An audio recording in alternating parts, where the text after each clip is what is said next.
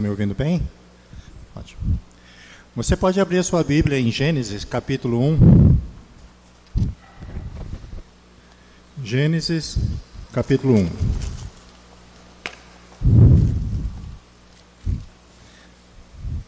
Nós temos um ajuste para ser feito.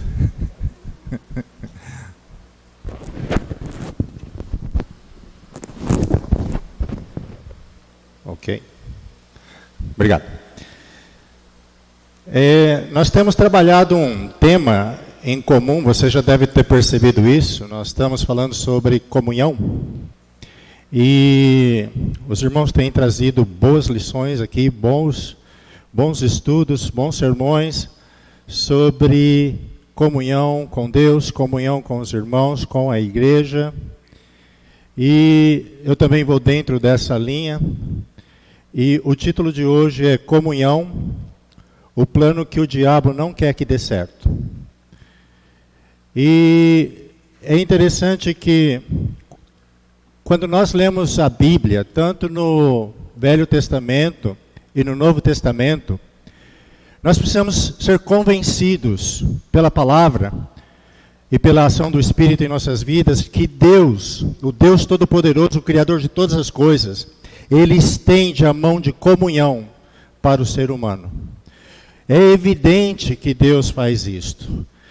Quando eu fiquei pensando como isso acontece. Eu vejo que quando Deus age na vida de alguém, e alguém faz o seguinte questionamento: qual o sentido da vida? Por que que eu estou aqui neste mundo? Quando cristãos muitas vezes estão numa situação e eles perguntam para si mesmo: o que Deus espera de mim ainda? O que Deus quer que eu faça? Né? Para que direção eu devo andar? Então, quando o ser humano tem esse questionamento pessoal, eu vejo Deus agindo na vida da pessoa. Porque quando a pessoa busca essas respostas, Deus está lá estendendo a mão de comunhão. E o ser humano só tem que agarrar a mão de Deus e buscar essa comunhão com Ele. E tudo começou, você vai perceber que alguns textos eles são repetitivos, porque o próprio Jonas Pires usou o texto semana passada. Então, se você abriu lá em Gênesis capítulo 1, 26, versículos 26 e 27, diz assim: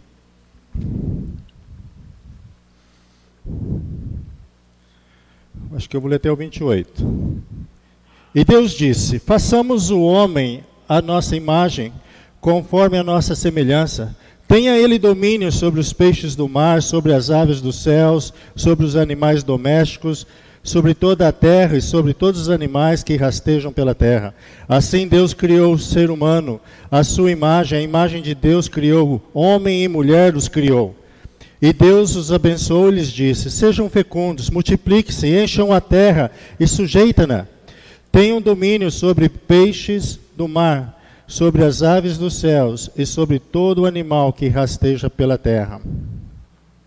Então, a primeira ideia, ou o primeiro exemplo de relacionamento, de comunhão íntima com Deus e o ser humano é na criação. Pois quando o homem estava sem pecado, era possível essa aproximação com o Todo-Poderoso. Então havia essa comunhão entre eles. Por causa dessa característica que Deus criou o homem, ele refletia a imagem de Deus. Deus colocou o homem sobre a terra para refletir essa imagem, como a gente leu no texto, e governar sobre todas as coisas. A terra é o palco do relacionamento do homem sobre a orientação de Deus, para que na ação do homem ele reflita essa imagem que o Deus Todo-Poderoso criou. E a raça humana só vai dar certo se ele buscar essa comunhão com Deus. Mas o interessante é que quando o homem busca essa comunhão com Deus, existe uma força que reage e age para quebrar essa comunhão, que está constantemente, incansavelmente, tentando separar o homem de Deus. Satanás, o diabo, ele quer desafiar Deus governando a terra. Ele quer tirar da perspectiva do coração do homem a visão de Deus, a comunhão de Deus. E tudo isso começou em Gênesis capítulo 3. Se você abriu lá, vamos fazer a leitura do texto. Gênesis capítulo 3, versículos 1 a 7.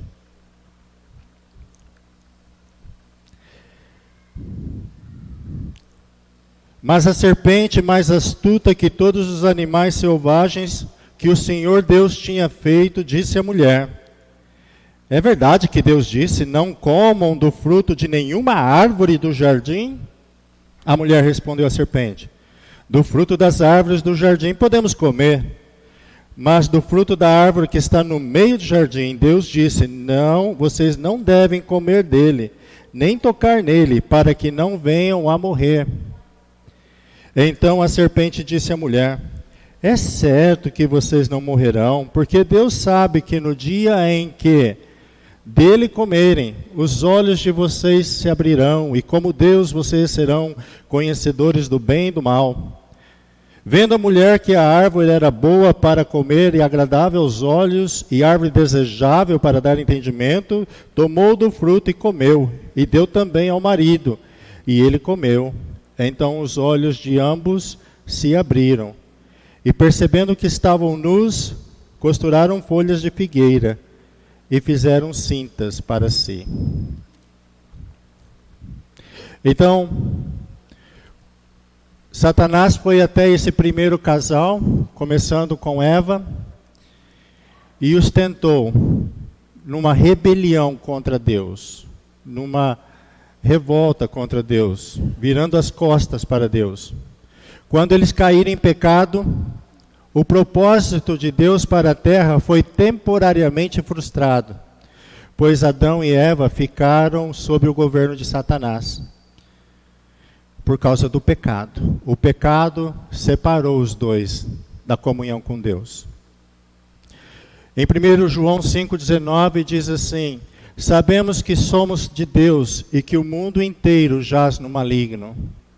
E quando nós lemos esse texto de 1 João, ele diz claramente que o pecado é o que separa as pessoas de Deus, como aconteceu com aquele casal lá no começo.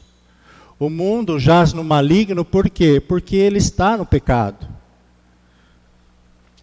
2 Coríntios 5,17 diz assim, que a única maneira de você reverter isto, ou seja, voltar a ter comunhão com o Senhor de novo, é através de Jesus Cristo. Por isso que 2 Coríntios 5,17 diz assim: e assim, se alguém está em Cristo, é nova criatura, as coisas antigas já passaram, eis que se fizeram novas. Quando entregamos nossa vida a Jesus, voltamos ao plano original de Deus. Aquele plano que havia sido quebrado por causa da desobediência de Eva e Adão, em Jesus Cristo ele é religado. O ser humano é religado a essa comunhão com Cristo novamente. E nós voltamos ao plano que Deus tinha no início. Mas não. E como Deus exerce esse domínio sobre nós em Cristo Jesus? Em Efésios, Paulo revela que o domínio de Cristo deve ser exercido e a imagem de Deus deve ser refletida por meio da igreja e por meio da unidade da igreja. A igreja foi gerada como resultado da morte, sacrifício e ressurreição de Cristo. E na igreja, e permanecendo na igreja, é que os cristãos vão refletir essa imagem de Deus. Mas o diabo não quer que isso aconteça. Ele usa uma arma poderosa contra nós. Quando Adão e Eva se renderam à tentação de Satanás, a raça humana mergulhou em pecado.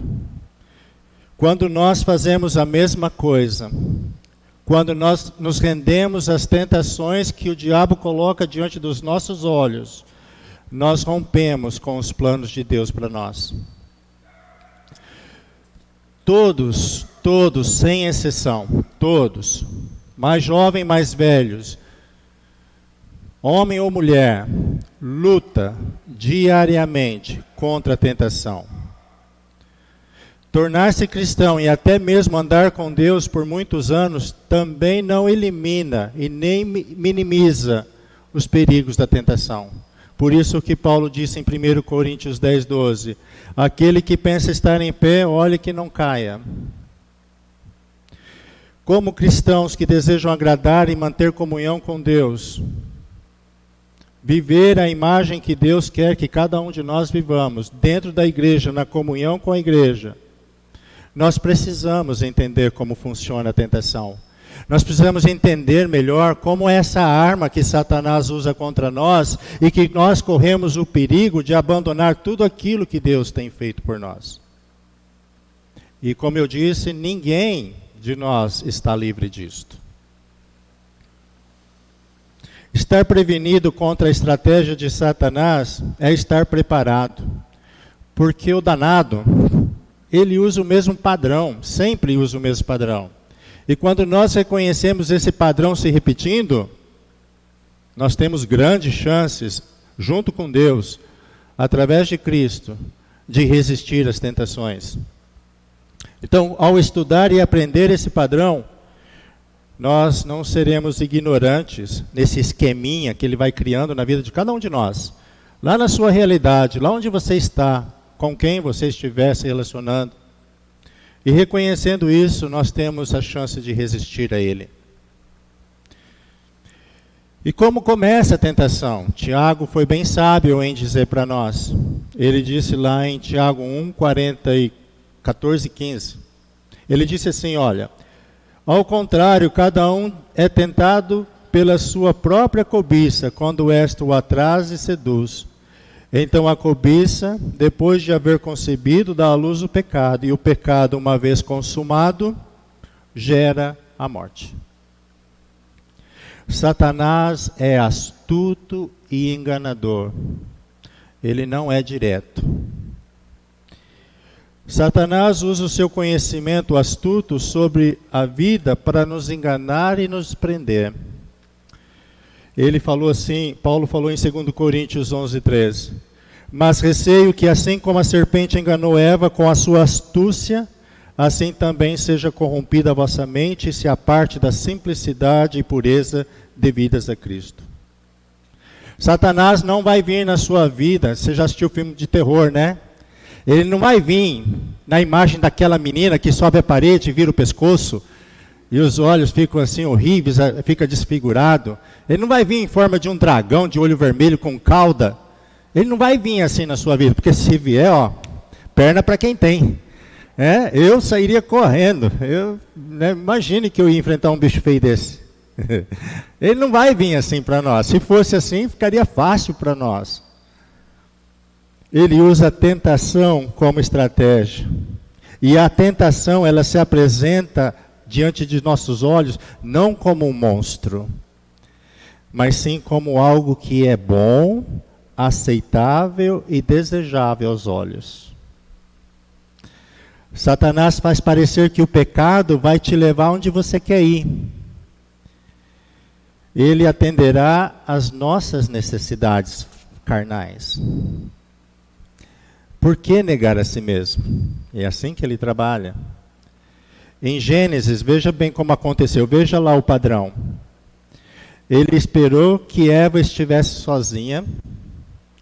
Adão veio mais tarde, né? Mas ele esperou e foi até a Eva.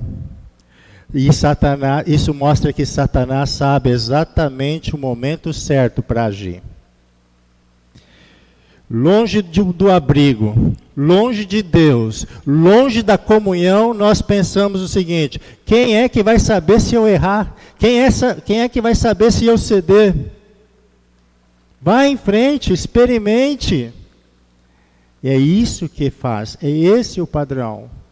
E quando nós estamos distante da comunhão com Deus, muitas vezes, porque não estamos orando, não estamos lendo, não estamos meditando na palavra, não estamos em comunhão com a igreja, não temos amigos espirituais que nos ajudem, Satanás vai usar esse momento que eu e você estivermos sozinhos.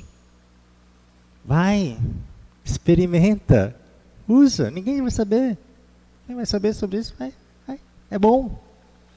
E a tentação se torna em pecado, porque nós temos essa coragem de aceitar isso. Satanás desafia a autoridade da palavra de Deus. Satanás foi até Eva, e em momento algum ele começou acusando Deus. Esse Deus que você está servindo, ele é egoísta. Ele não quer que você amadureça, que você tenha uma visão diferente. Pelo contrário, né? Ele foi lá, ele usou da astúcia dele, como a gente viu lá em 2 Coríntios. Ele começou fazendo uma pergunta, para instigar a mente da Eva. Ele disse assim: é assim que Deus disse, não comereis de todas as árvores do jardim? Então ele já colocou tudo no pacote. Deus proibiu você de comer todos os frutos? Todas as árvores, né? Todos os frutos das árvores? Sabe o que ele estava fazendo? Vamos ter um tete-a-tete aqui, vamos conversar? Vamos dialogar sobre isso daí, vamos ver o que isso exatamente quer dizer, vamos racionalizar sobre isso, vamos discutir essa relação sua com Deus. Porque não pode ser assim. Até que num primeiro momento a Eva até defendeu Deus, né?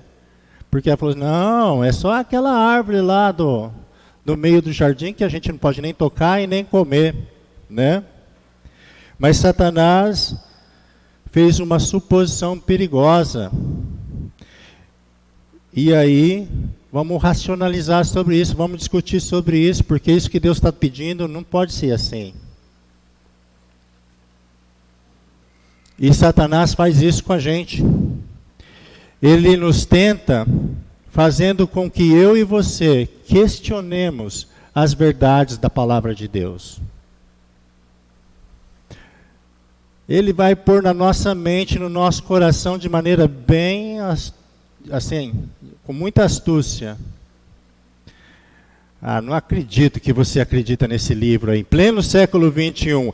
O mundo está mudando, você não pode pensar como antes. Você acha que esse livro que foi escrito há tanto tempo tem que ser assim hoje? E a gente vê o mundo indo nessa direção, e muitas vezes a gente pode pegar a nossa mente e também ir na mesma direção. Imagine que Deus ensinou que dentro de uma casa o homem deve ser o cabeça da família. Que loucura! Hoje são direitos iguais, não é verdade? Imagine que você vai falar assim, os filhos devem ser criados sobre a disciplina dos ensinamentos de Deus. Você precisa, muitas vezes, ir lá e disciplinar o seu filho. Mas a psicologia moderna vai dizer que não, que você não tem. A criança tem que decidir por si só. E eu tenho visto mudanças dentro da família, e você também tem visto, em que momento algum isso é apoiado pelas Escrituras. Mas ficar com as Escrituras é loucura, porque o mundo mudou, o mundo evoluiu, as pessoas evoluíram. E como que você vai acreditar naquilo que está escrito na Bíblia, na palavra dele? E aí, através de pessoas inteligentes, pessoas capazes, pessoas estudadas, com mestrado, doutorado e tudo que vem aí na frente, o que ele faz? Eles são inteligentes, é eles que você deve olhar, e não para aquilo que Deus deixou registrado nas Escrituras. E aí, sutilmente, podemos ir numa direção que não agrada a Deus. Satanás promete prazer, mas ele não menciona dor. Lá no nosso texto de Gênesis, lembra que ele falou para Eva, você será como Deus. Ele colocou diante de Eva uma possibilidade intrigante. ser como Deus. Mas ele não foi claro o que significava, quais eram as consequências de ser como Deus. Conhecer o bem e o mal. E a ignorância da Eva, nesse aspecto, despertou nela a curiosidade. Então o que Satanás propôs para ela era uma mistura de verdade e falsidade, e mentira. A coisa prometida era verdade, conhecedor do bem e do mal, assim como Deus. Mas ao mesmo tempo estava longe da verdade. É como a liberdade que o pecado promete. É verdade em parte, mas se você analisar bem, é falso, porque o pecado nos escraviza. Satanás não se preocupou em contar para Eva as terríveis consequências da ação dela. As terríveis consequências que teria sobre a família dela e a raça humana. E ele nunca faz isso. Satanás exibe a mercadoria diante dos nossos olhos através das tentações e então permite que isso nos atraia. E isso nos leva à morte. Mas ele nunca vai revelar para nós a consequência disto. Ele coloca lá algo agradável diante dos nossos olhos. Satanás não vai tentar você com coisas desprezíveis. Ele vai tentar você com coisas que realmente encantam os olhos. E como eu disse no começo, se você já passou por alguma tentação, basta você trazer agora na sua memória. Se você caiu e se arrependeu, amém. E há essa possibilidade de arrependimento sempre. Mas se você buscar na sua memória, você pode trazer na sua mente agora qual foi a mercadoria que ele colocou assim diante dos seus olhos. Assim, né? Nós temos uma cachorra lá chamada Fiona, e ela ama bola. E quando alguém chega em casa lá, se a bola estiver disponível, ela vai buscar a bola e traz a bola, só que ela não quer dividir com você. Aí se você pega a bola assim, coloca na frente do olho dela assim, do rosto dela assim, vem para cá, ela vai assim, vai para lá, ela vai assim. Você faz que joga, ela faz que vai. Ela é hipnotizada pela bola. É a bola dela. É assim que o diabo faz com a gente. Ele coloca algo tão agradável diante dos nossos olhos, e é isso que nos seduz e nos leva para a armadilha. No começo, parece que o resultado é benéfico, né? Mas é claro que quando nós cedemos à tentação, o pecado vem, o pecado se instala. E a morte espiritual está presente. O pecado de Adão de Eva levou a culpa e a vergonha. Levou eles a estarem alienados à vontade de Deus. Pois eles quebraram a comunhão com Deus. Seu primeiro filho assassinou o próprio irmão. A história da raça humana, deste ponto em diante, foi marcada por tragédia e pecado. Satanás prometeu algo bom, mas não mencionou a dor que viria depois. Então, nós devemos estar atentos às tentações de Deus. Devemos tomar cuidado com as novas reviravoltas da doutrina, da palavra de Deus. Visto que Satanás usa mentiras e engano, nós precisamos ser cautelosos com toda nova doutrina que se apresenta na igreja, que é apresentada, não é que é aceita, com toda nova filosofia que é colocada.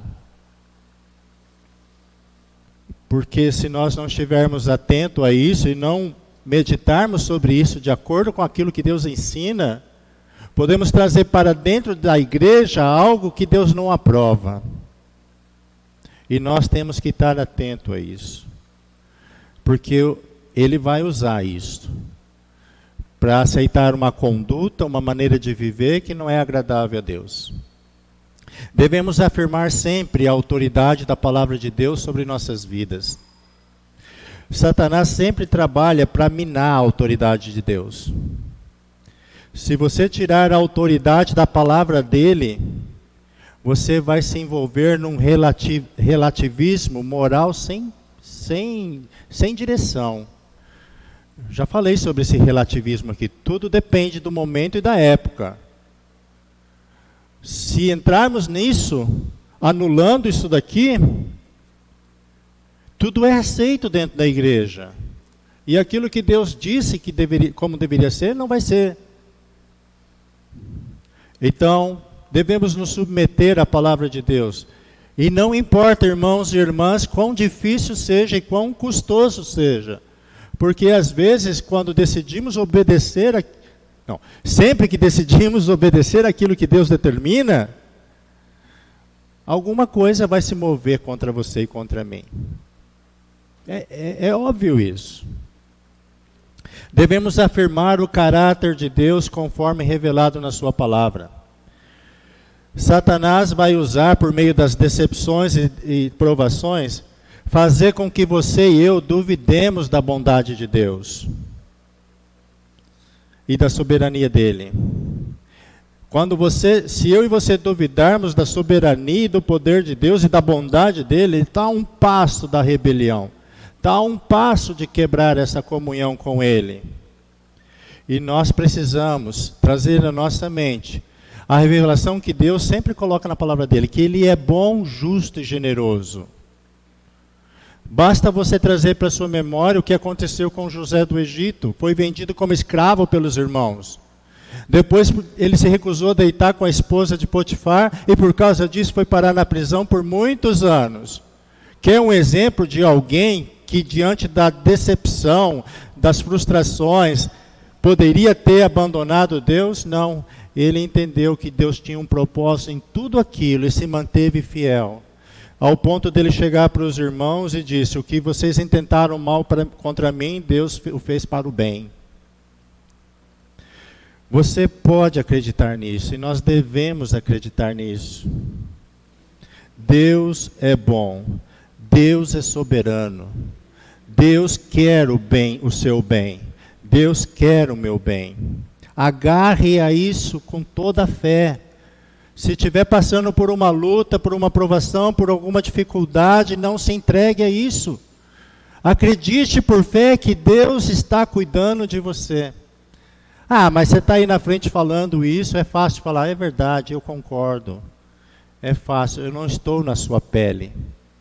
Você não está na minha. Mas se nós demovermos desse pensamento de que Deus é bom, justo, está no controle de todas as coisas, queridos irmãos e irmãs, estamos a um passo de virar as costas ao Senhor e achar que nós podemos conduzir nossa vida sozinhos. E o caos se instaura. Devemos afirmar a realidade do julgamento de Deus. E eu nem estou falando de julgamento final. Eu estou falando de que das decisões que nós vamos tomar, Deus não vai nos livrar de colher os resultados. Se permanecemos fiéis diante de toda a luta que nós temos, nós vamos colher o bom fruto disto. Talvez não seja no momento, talvez leve um tempo, mas Deus é fiel. E Ele espera que a gente permaneça fiel. O contrário também é verdadeiro. Se a gente se entrega, vamos colher também. Sempre há chance de arrependimento, mas nós vamos colher. E se a gente não se arrepender, aí a coisa fica feia. A coisa vai ficar muito feia. Né? Então, gostaria de terminar com uma história que diz assim: num acampamento cristão para crianças, o monitor estava conduzindo lá a reunião com as crianças e eles estavam discutindo sobre os propósitos de Deus na criação, né, de todas as coisas. E eles discutiram sobre a razão das nuvens, das árvores, das rochas, dos rios, quase tudo na natureza que é criação de Deus e o propósito disso. Até que uma das crianças interrompeu com a seguinte pergunta: Se Deus tinha um propósito para tudo, por que Ele criou a serpente que enganou a Eva? O monitor ficou desesperado e buscando as respostas lá na sua mente. Como que ele explicaria isso? Uma outra criança respondeu, vindo em socorro dele. Essa outra criança disse assim: a razão pelo qual Deus fez a serpente é porque Ele queria que soubéssemos que há certas coisas que nós devemos manter longe de nós. Então, irmãos, confie em Cristo como seu Salvador e Senhor. Ele perdoa os nossos pecados, se cairmos. E Ele dará poder para nós vencermos as tentações e manter comunhão com Ele. Amém?